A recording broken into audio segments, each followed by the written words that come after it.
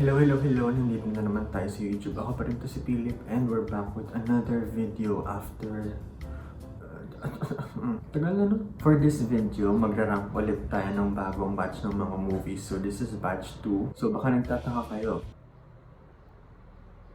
Part 2, well, nasa channel ko lang yung part 1, baka di nyo lang napansin.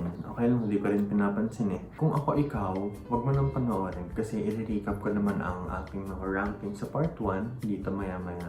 Quick story time. Ang part 2, 17 movies lang kasi. Yung part 3, 35. Pero bago ko pa ma-record yung part 2, tapos na ako sa part 3. So, pinagsama ko na lang para mabilisan. And this time around, mas parang may idea na ako sa ginagawa ko dito. Like, kung ano yung meaning ng kada tier list ko and all. So, makikita natin dito na 6 na ang aking tiers this time. May nilagay na akong bago sa pinakataas na color blue, divine intervention. Ibig sabihin, yun yung mga paborito ko talaga. Well, for most of the movies naman na ilalagay ko dyan, maganda naman talaga sila.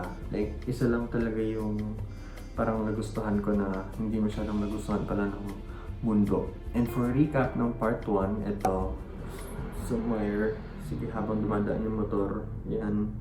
And kung napansin ninyo, may 3 akong dinagdag na movies dyan sa part 1, which is Four Sisters and a Wedding. Mas maganda yung una. The Willow Beast, cute siya. And then, Trolls World Tour. For a kids show, okay naman siya. Pero you know, for part 2, we will be ranking 52 movies. So, marami-rami yun, no? Spoiler warnings for the following. Encanto. I think everyone naman knows what this movie is. It's the divine intervention for me. Nagustuhan ko siya ng sobra. Pinanood ko siya the next day. Twice. If Anything Happens, I Love You. So, sa mga may hindi alam, it's actually a short film. Kahit saglit lang siya, I think it served its purpose well. Na-explain naman niya yung message niya very well. I recommend watching it. Time of my life. Shang-Chi, Time of my life. For sure, nandun siya sa mas better half ng mga Marvel movies. Baby Driver, Divine Intervention. 84. Out of the 84 movies na napanood ko so far, ito yung favorite kong movie sa lahat ng yun. So, do what you will with that information. Yeah? The Shining. Time of my life. I will say though, yung first 20 minutes medyo boring siya. Pero after nun, okay na siya. Maganda naman. There was a certain part na nagustuhan ko talaga. Yung parang bastos yung confrontation ni Wendy tsaka ni Jack. Mary and Max. Sure, why not? Talagang kaya nilang i-switch up yung scenario at like tumatawa lang sila at one point and then a few seconds later, something dark happens. And by dark, like sensitive topics. The House. It's a stop-motion anthology about 3 different generations all living in the same house and all of them experiencing something odd. Part 1 was the best, part 2 was weird in a good way, and then part 3 was medyo weak. Beyond the Professional. Maganda siya. Although there was like a weird part, hindi ko ma-explain. Pero overall, it's very good naman. Airplane. Ang baba pala. Nakakatawa talaga siya. Parang simula pa lang tawang-tawa na ako. May mga jokes na hindi ka-appropriate today. Pero it is what it is. No time nila. Sure, why not? Next, Scary Movie 4. I think binuhat to ni Brenda. Yung favorite joke ko from the movie, yung Detroit joke. Take a look at this. Here's Detroit. And here's Detroit after the attack. Sure, why not? Eternals.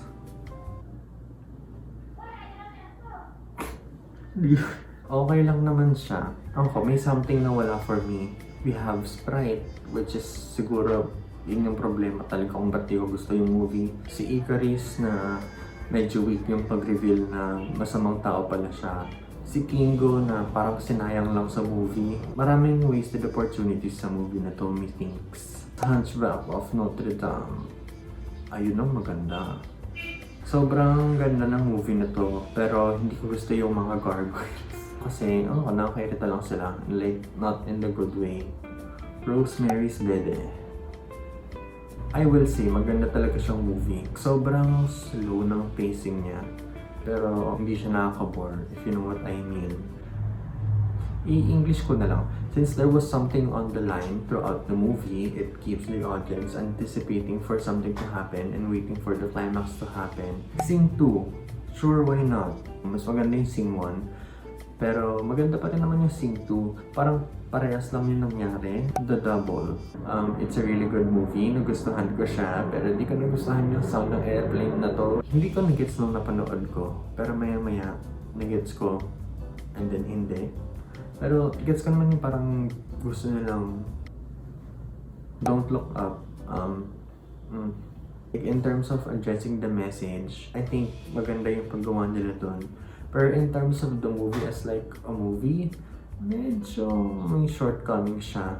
Spider-Man No Way Home, time of my life. Talagang maganda siya. Lahat ng mga sinasabi about the movie, deserve niya. The Story of Us. Pinapanood lang to sa amin sa class namin si Tio, since lessons namin is about marriage. Choices were made. Siguro kung spinace out pa nila ng konti yung ending. Pero space or no space, I think dyan talaga siya nakalagay sa tier na yan.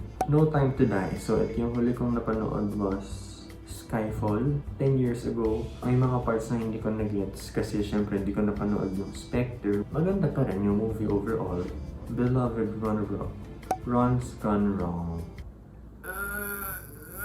I think yung saving grace ng movie na to was yung relationship ng dalawang bida. I think my main issue with this movie was the dialogue. Sobrang napaka very. Wonder Woman 1984, sure, why not? My main issue is the storyline. Parang sobrang weird ng kwento out of context. Like, the next thing you know, pwede pala siyang Dora movie. Vivo. Beloved runner-ups. I like the movie. I like most of the characters. Respect. So, this is the story of Aretha Franklin. Nagustuhan ko siya actually. Mahaba-haba yung movie. Pero, may mga kanta naman throughout the movie ni Aretha and familiar naman ako sa mga kanta niya. So, I had the time of my life. Ayun. Jungle Cruise. Sure, why not? Dwayne Johnson sa Go Back, groundbreaking. Wala namang wow factor for me. Like, it's just there. Pero I still recommend watching the movie. And speaking of groundbreaking, The Devil Wears Prada. I had the time of my life. The movie's great. I recommend it. Doctor Sleep. So, ito yung sequel sa The Shining. Nagustuhan ko rin siya. I think it's as good as The Shining. But the funny thing is, kung tanggalin mo yung horror factor ng Doctor Sleep, it's basically just an action movie. Hindi ka lang kung bakit ko napansin yan. Parang mas different yung take na binigay nila. In a good way, of course. I recommend it. Pero syempre, watch The Shining first. Burlesque. So, kapag magsalita, it's a fun movie. It's a fun musical. I had the time of my life. Yun lang. Wala naman akong ibang comment. Black Widow. Sa first half ng movie, medyo nag-fall short siya for me. And then by the second half, maganda na lahat. Like action scenes and all. Especially yung huling final scene. Yung nagsihulugan na lahat ng bagay from the sky. I think that was really great. But sure, why not? Nightmare Alley. So I think walang masyadong familiar sa movie na to. It's not the movie for me. Choices were made. The first 30 minutes, maganda. The last 30 minutes, sobrang ganda. Pero yung 1 hour and 30 minutes in between, yun. I'm willing to rewatch it naman. Her. Yeah, Beloved Runner-Ups. It's a cute movie. It's a weird, cute movie. I recommend it naman for you if hindi kayong tipong inaantok porket tahimik yung movie. The Nightmare Before Christmas. So yeah, same, Beloved Runner-Up. Dito pala nanggaling yung This Is Halloween na song. Di ako aware dun. Nakakatuwa yung mga animations and all. So there's that. The Ballad of Buster Scruggs. It's fine. I think, sure, why not? If I were to rank the 6 parts ng movie na to, The Ballad of Buster Scruggs first, Meal Ticket, The Gal Who Got Rattled, Old Gold Canyon, Near Algodones, First time. and then The Mortal Remains. Being the Ricardos, maraming nagsabi na okay lang yung movie. Never ako nakabasa ng very positive review sa movie. And then, nung pinanood ko, sobrang nagustuhan ko. Baka natuwa lang ako sa acting and all. Dun siya sa divine intervention. Do I recommend you to watch it? Yes. Pero baka di mo magustuhan. Last Night in Soho. Oh no. Parang paulit-ulit lang yung sequence. May iba pa ba kayong gustong ipakita sa class? Medyo na-disappoint ako sa movie na to. Pero baka magustuhan nyo. Little Miss Sunshine. Yeah, I like this one. I think my favorite scene would have to be the breakdown nung isang guy. Ang pangalan niya? Oscar? Black Swan. Doon siya sa beloved runner-up. Napanood ko naman tong movie na to sa TV noon. Literal yung ending scene ng movie. Yung mahalagang scene ng movie. Pero I think the rest of the movie was just fine. The Eyes of Tammy Faye. This is the time of my life. Nagustuhan ko talaga yung movie. Sobrang nag-enjoy ako sa actors dito. So, ayun. Maganda siya. Call Me By Your Name. I had the time of my life. Very slow pacing pero it's still very effective. Aware naman ako sa ending ng movie na to, pero hindi na ako-aware. And then habang pinapanood ko yung ending ng movie, biglang naalala ko, ayoko nga pala. And then nang sinabi ko yun, ayoko nga pala. Next, Downsizing. What the hell? The first half was fine, and then the second half just went, whoop.